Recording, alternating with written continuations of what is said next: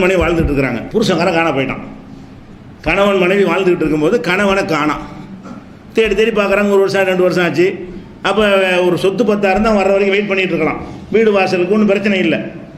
மனிதனுக்கு உணர்வுகள் இருக்க. இவன் போயிட்டான அந்த மனைவிக்கு அவளுக்குன்னு ஆசாபாசங்கள்லாம் இருக்குது, அவளுக்கு தேவைகள் இருக்குது, அவருக்கு இல்லறம் அவசியம் இருக்கிறது. அப்போ அது ஒரு முடிவு எடுத்து ஆகணும்.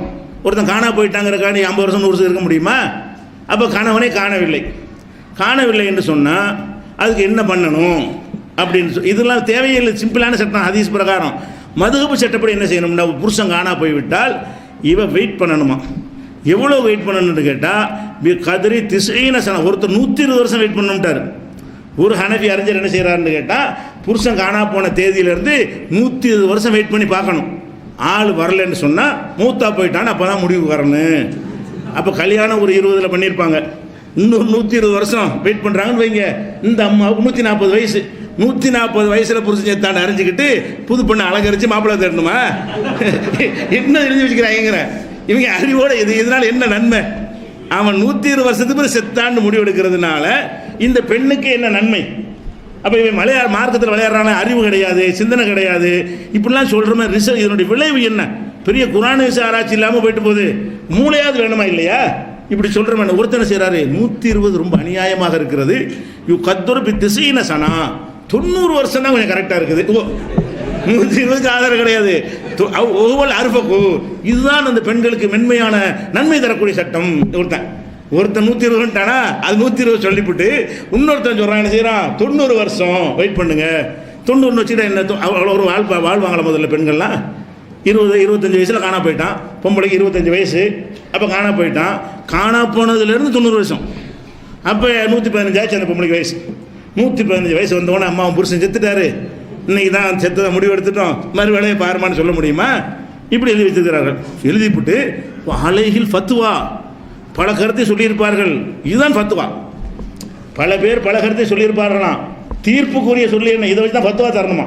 அலைகில் ஃபத்துவா, இதன்படி 90 120ங்கிற கிறுக்குத்தனத்தை ஏற்றுக்கொள்ளாதீர்கள், 90ங்கிற கிறுக்குத்தனத்தை வந்து செய்யுங்க, ஃபத்துவா கொடுங்க எழுதிக்கிறாங்க. இது துருல் முக்தாரில் தான் 4வது வால்யூமில் 296ஆம் பக்கத்தில் இருக்கிறது. அப்போ இதை பார்க்கும் பொழுது இவர்களுக்கு மார்க்கமும் தெரியலை, சட்டம் தெரியலை. ஒருத்தன் காணா போயிட்டான்னா இது ஏன் எத்தனை வருஷம் நீங்கள் எதிர்பார்க்குறீங்க? ஹதீஸ் படி என்ன சிம்பிள் மேட்ரு. ஒரு பெண்ணை பொறுத்த வரைக்கும் புருஷன் இருக்கும்போதே வேணான்னு சொல்லலாம்ல. புருஷன் உசுரோடு இருக்கிறான், காணா போகலை, எனக்கு வேணான்னு சொல்லி குழா வாங்கிட்டு போகலாம்ல. அதே மாதிரி வாங்கிட்டு போகிறா. புருஷன் காணா போயிட்டான், எனக்கு குழா கொடுங்க, எனக்கு வேணும் அப்படின்னு சொன்னால் வேணும், மேலே முடிஞ்சு வச்சுக்காத. இது இத்தனை வருஷம் நீங்கள் கணக்கு பண்ணுறீங்க. அவளுக்கு என்னைக்கு தேவைன்னு நினைக்கிறாளோ, எவ்வளோக்கு பொறுமையாக இருந்து பார்க்கணும்னு அவள் கையில் விடுங்க. அவளுக்கு இப்போ இதுக்கு மேலே முடியாதுன்னு நினைக்கிற காலத்தில் அவள் புகாரை கொடுத்து ஜமாத்தில் சொல்லி குழா வாங்கிட்டு போக வேண்டியதானே. சிம்பிளான ஒரு விஷயம். பெண்களுக்கு நன்மை செய்யக்கூடிய இந்த விஷயத்தை கெடுத்து நாசமாக்கி இந்த சட்டத்தின்படி என்னவென்னா நடந்திருக்கும். யோசிச்சு பாருங்கள். முஸ்லீம் ஆட்சி நடக்கக்கூடிய முகலாய முஸ்லீம் மன்னர்கள் ஆட்சி பண்ணாங்களே, அப்போ எத்தனை பொம்பளை இது மாதிரி நடந்திருக்கும். காணா போயிட்டாண்டு இந்த காலத்தில் காணா போனால் கண்டுபிடிச்சிடலாமுங்க. அந்த காலத்தில் காணா போனால் கண்டுபிடிக்க இயலாது. பேப்பரில் போட இயலுமா, வாட்ஸ்அப்பில் போட இயலுமா, ஃபேஸ்புக்கில் போட இயலுமா, டிவியில் ரேடியோவில் விளம்பரம் கொடுக்க முடியுமா? போனாண்டா போனது, அங்கே பார்த்து நான் சொல்ல போகிறானா? காணா போனது தான். அப்போ எத்தனை பெண்களுக்கு 90 வருஷம் இருன்னு சொல்லியிருப்பாங்க. எத்தனை பெண்கள் புருஷனை இழந்து 90 வருஷம் அப்படி ஏங்கிட்டு அவங்க இந்த வாழ்க்கை இல்லாமல் இறந்து போயிருப்பாங்க இந்த சட்டத்தினால தானே. இது எதுக்கு நீங்கள் தூக்கி பிடிக்கிறீங்க? குர்ஆன் ஹதீஸுக்கு வாங்கலை, எல்லாம் பிரச்சனை இருக்காது. அப்போ சிந்திச்சு பார்க்கும்போது இதுவும் நல்லா தெரிகிறது. இவங்களுக்கு இறையச்சமும் இல்லை, உலக ஜென்ரல் நாலேஜும் இல்லை. உலக அறிவாச்சும் இருக்கான்னு பார்த்து அதுவும் கிடையாது. குர்ஆன் ஹதீஸ் படி இது என்ன தீர்வுன்னு அதாச்சும் தெரியுது, அதுவும் தெரியல. இதை ஏற்றி பிடிக்கிறதா இவன் ஆலிமா. இவன் இப்படி இருந்தால் இப்போ படித்த ஆலிமா எப்படி இருப்பான்? இந்த புஸ்தகமே இந்த லட்சணத்தில் இருந்தால் இவங்க இந்த ஆலிம்கள் சொல்கிறீங்களா, இவங்களோட இல்மை எப்படி இருக்கும்? இதாக இருக்கும். இந்த இல்மை தரப்பை படிச்சிட ஆலிம்னு சொல்கிறீங்க. 7 வருஷம் படித்தான்னு கேட்குறீங்களே, 7 வருஷம் படிக்காதனால தான் ஆலிமா நாங்கள் இருக்கிறோம்.